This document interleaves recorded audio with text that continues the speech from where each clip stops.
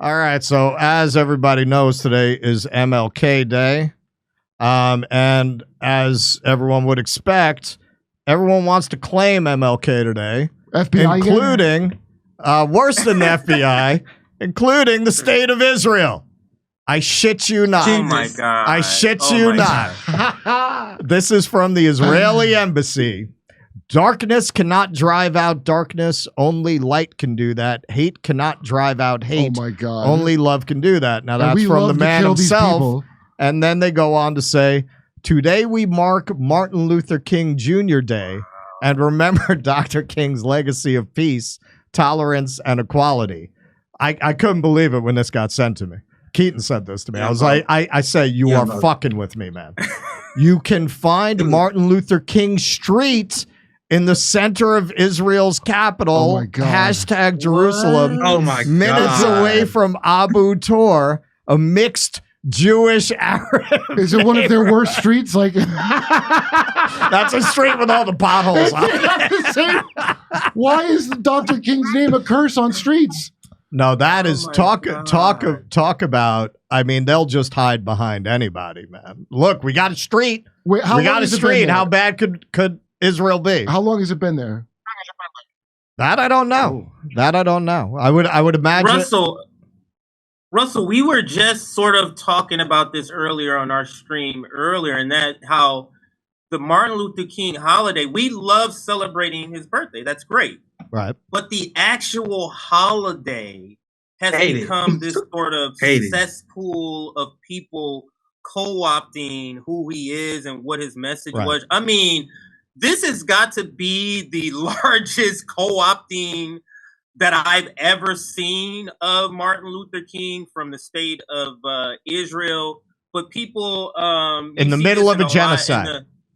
In the middle of a genocide, they have the audacity. But you know, you see this a lot in the media class where they love to project, you know, Martin Luther King this, Martin Luther King that. But if Martin Luther King was alive, I always say this: if he was alive, he would be an adversary to them for the things he was advocating for the worker.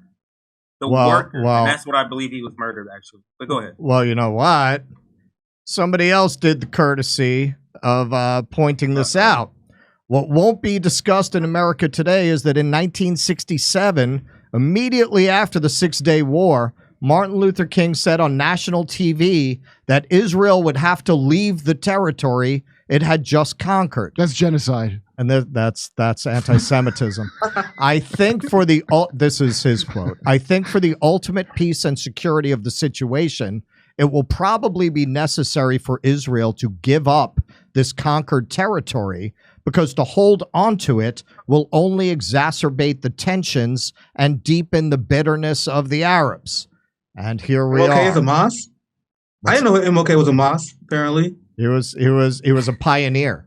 He was a founding member of Hamas. It's just amazing to invoke the name of someone, even that aside, somebody who's associated with nonviolent resistance, as you're killing thousands of women and children at a rate even beyond. Children are dying at a rate beyond the rate of the Holocaust. And you have the nerve to invoke Martin Luther King Jr. on this day. And I always point this out whenever they pull this. It's a mixed Arab-Israeli neighborhood. Okay, so let me explain that. That's not good. All right. They always use that fig leaf whenever this comes up that they're an apartheid state. The Arabs they're talking about are some Arabs that managed to hold on through the Nakba, which was the mass expulsion of 750,000 some odd Arabs out of their homes. And their descendants have a form of Israeli citizenship, not a full citizenship. They have a form of citizenship. They use these people as a fig leaf to pretend they're not an apartheid state. But if you are Palestinian, you can't, if you're not one of those people or a descendant of those people, you cannot get Israeli citizenship even by marriage. Even by marriage. So this idea, no, it's not an apartheid state because we have Arabs. They have some Arabs that they use to hide behind, like the way they hide behind the the Holocaust whenever you call them out, to pretend they're not an apartheid state. Fellas, you want to weigh in? Ask the Ethiopian Jews that was forcibly sterilized by the state of Israel how much they appreciate using the MLK quote. Because there's nothing like Martin Luther King Jr., nothing that represents the energy of Martin Luther King Jr., other than forcibly sterilizing Ethiopian women and telling other immigrants, do not breed with our Jewish women because they don't want to dilute their blood. That's in the spirit of MLK, right, Russell? Very revolutionary. Yeah, well, that's... And now you guys see... Yeah, that's a lost letter from the Birmingham jail, right? Now, this is exactly why I hate MLK Day, and this is what I was saying on RBN. I quickly grown to hate MLK Day because I came from sales, so I never got MLK Day off, so it was a useless holiday. And now MLK Day is essentially used as a way for neocons and the most corrupt swamp monsters in our government to rehabilitate their image using someone who was anti-capitalist and anti-war. Fam, we had John McCain who tweeted about MLK back in the day. Yep. This is what they do. You have Hakeem Jeffries that's tweeting about MLK Jr. I hate MLK Jr. Day. It serves nothing. We talk about our revolutionary leaders all the time. I don't need a month. I don't need a day. I don't need a holiday. RBN as our channel, and what we need to do as a community is uplift our revolutionary intellectual leaders. Stop following people like Barack Obama. Stop following Jay-Z. Stop following Beyonce. The Black community had their mind poisoned by the pop culture, by worshiping Black politicians as celebrities. We need to go back to our radical revolutionary roots, and that is what RBN is. MLK Day, that is just a day where scumbags like John Lewis used to prop up their record. You know John Lewis, the civil rights activist that created the slave trade in Libya? But he's going to tell you a story about how he met MLK and they were friends, though. The Black class sold out to capitalism. They destroyed Africa. They bombed Africa. They sold out the Black people to real estate development companies and the police state. And then they had the nerve to tweet about MLK. I hate this day. We celebrate his birthday. We celebrate MLK the man, like we do every single day. But his holiday is trash. The same way that Juneteenth is about to be trash. Oh my God! You had Joy Ann Reid. I was going to say, but do you still believe in Juneteenth? Joy Ann Reid doing a Juneteenth panel, and I'm supposed to be excited about that. A millionaire Black panel talking about how we should vote for Joe Biden, celebrate Juneteenth. That's what they do into holidays. The only thing they do is hijack our Black culture, water it down, and turn everyone to a black neoliberals. That's what they do. And RBN, we don't stand for it. That's what we call these people out first and foremost. Wait, did you guys not know what mattering means? You get holidays. Mattering. Remember the FBI last year? They had the FBI, the ones that spied on him, had a whole Martin Luther King thing on all their. I don't know. It was like around the time. I mean, look, Israel is going on. I mean, you can't make it up. So this article is actually pretty good dealing with some of what you're talking about. Even though he's revered today, MLK was widely disliked by the American public when he was killed. 75% of Americans disapproved of the civil rights leader as he spoke out against the Vietnam War and economic disparity. And that's something that they really never talk about. Why do you guys think that Jimmy Dore show is the only show that invites RBN on? Why do you guys think that is? Look, because why do you think that is? We don't want to they don't want to put on a list.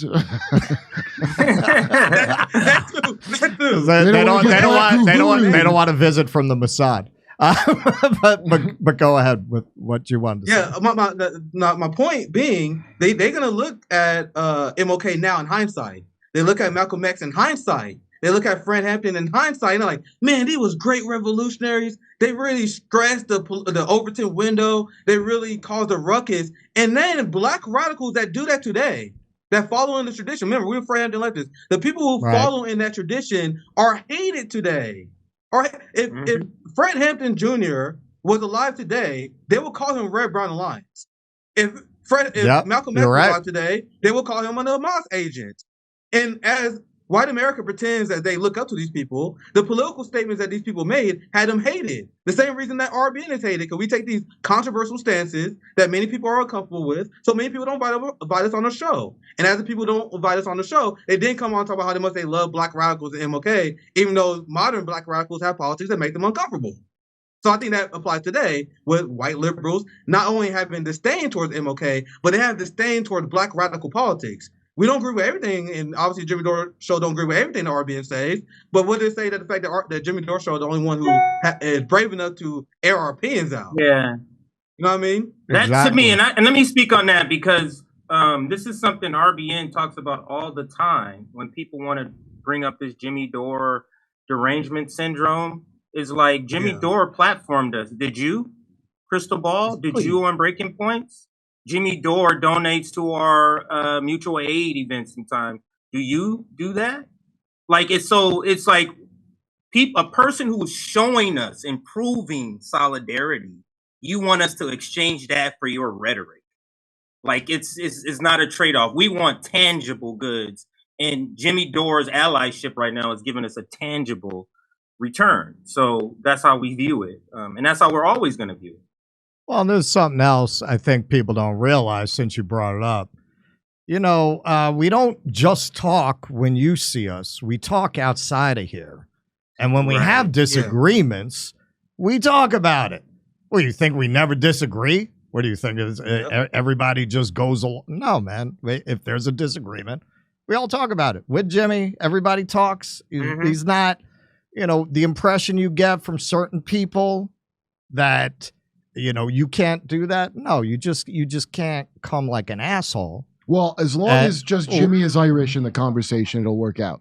Well, that's it. You know, you get some Jameson, and no, man. I mean, look, we work out. There's shit we work out that you don't see. All right, so it's not what a lot of those people with the derangement syndrome have. In fact, I mean, look, I'm like freaking Charlie Bucket here. I'm the guy who like won the golden ticket. I was a fan, right? Who's sitting here hosting the Jimmy Dore show.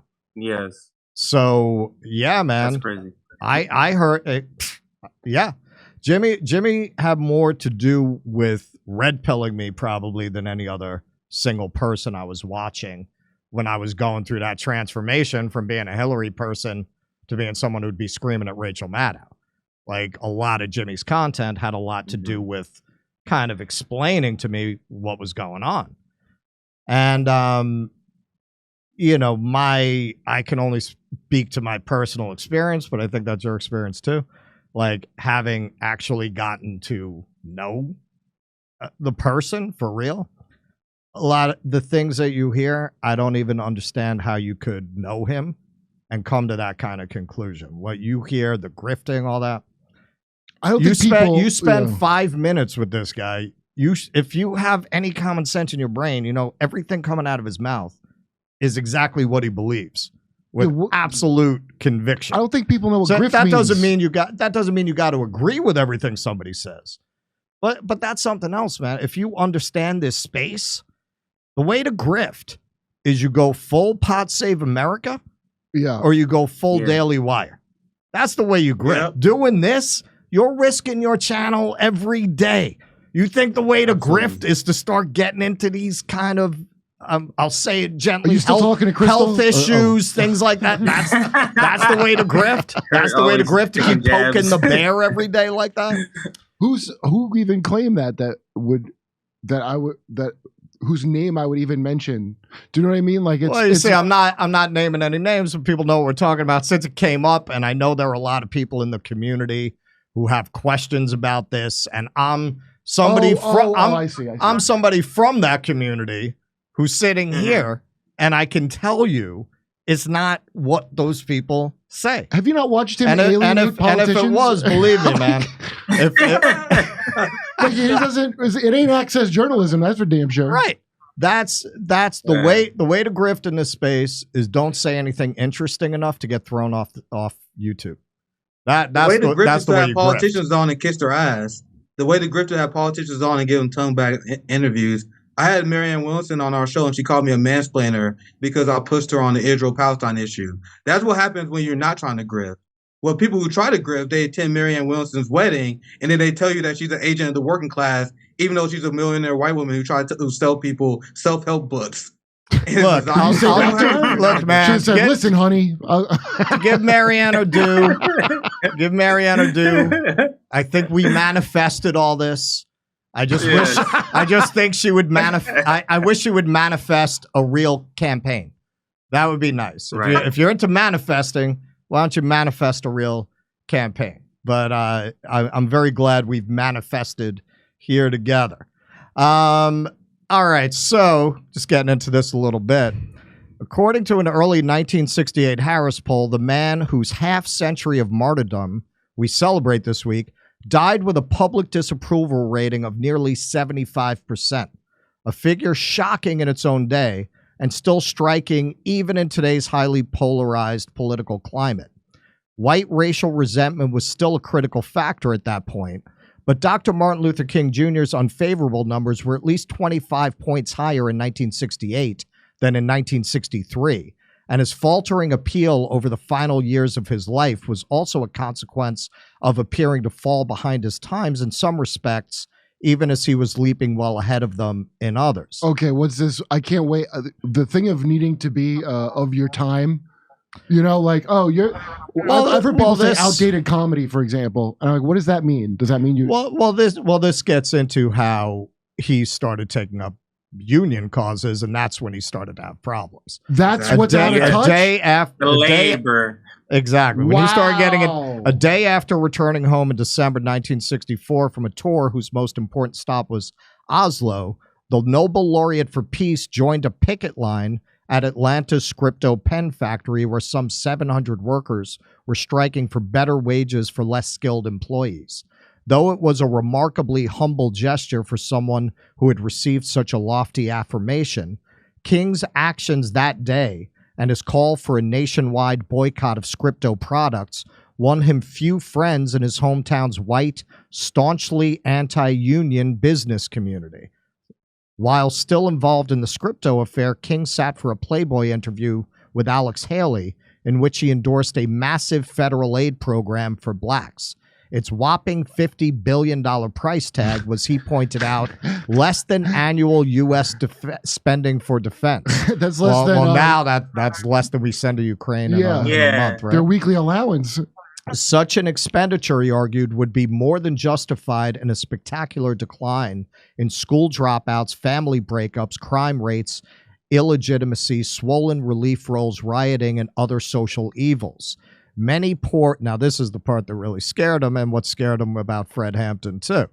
Yeah. Many poor whites were in the very same boat with the Negro, he added, and if they could be persuaded to join forces with blacks, they could form a grand alliance and exert massive pressure on the government to get jobs for all. King had made passing allusions to this possibility before, but a straightforward call for an active biracial coalition of have-nots was just as terrifying to white ruling elites, be they on Peachtree Street on Wall Street, as it had been when raised by the populists in the 1890s. Now, that's something that has come up again and again in American history. There have been many junctures where poor whites and poor blacks tried to get together to challenge power, and usually they've used the technique of telling the whites, well, you'll have it a little better if you come with us, and broken up that coalition. They go to schools they go to all the best schools to learn how to do that specifically. Like I can't remember it's some Roman treatise on how to divide the populace against themselves. And if you went to a good school, that's what you learned. Right. Well, I actually think this is the reason. This is my only point of view. This is the reason why he was actually killed, not because of the racial stuff. Yeah, remember, obviously. He had already passed all this legislation. So why would they wait till he's already hit his finish line at that time? Right. To get the legislation passed and then kill him once he starts to organize. This, to me, is what the establishment fears the most. Absolutely. Is white people and black people coming together to form poor whites, I should add, poor whites and poor blacks coming together. We don't want the crazy bourgeoisie that's teaming up with the establishment.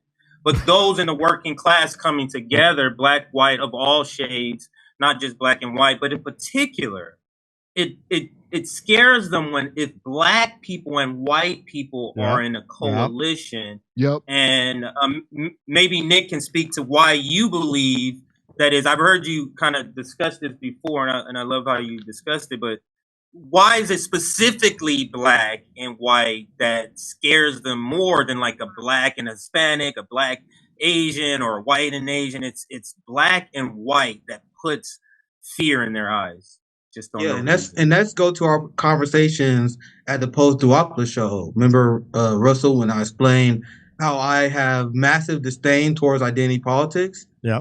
People who spend their time pushing the culture war, I view as deeply unserious. Not only are they deeply unserious, they're doing the bidding of the capitalist class. Right. That's to answer your question. Well, so when people focus on class and they ignore the differences in culture that we have and form together, that's a threat. That's why they push these people. These people got giant YouTube channels. All they do is talk about the culture war because they want to divide Black America and white America, because there's a lot of different cultural tendencies. And this is why MLK is extremely terrifying for the establishment. We went from a leader that advocated for militant class solidarity and uniting the working class, and now we got a black leadership class, a black bourgeoisie class, whose number one priority is defending a Harvard president who made a mistake of not advocating for censorship enough. Their number one concern is defending Claudine fucking Gay as black people are being crushed by the police state, but that's the number one issue they care about.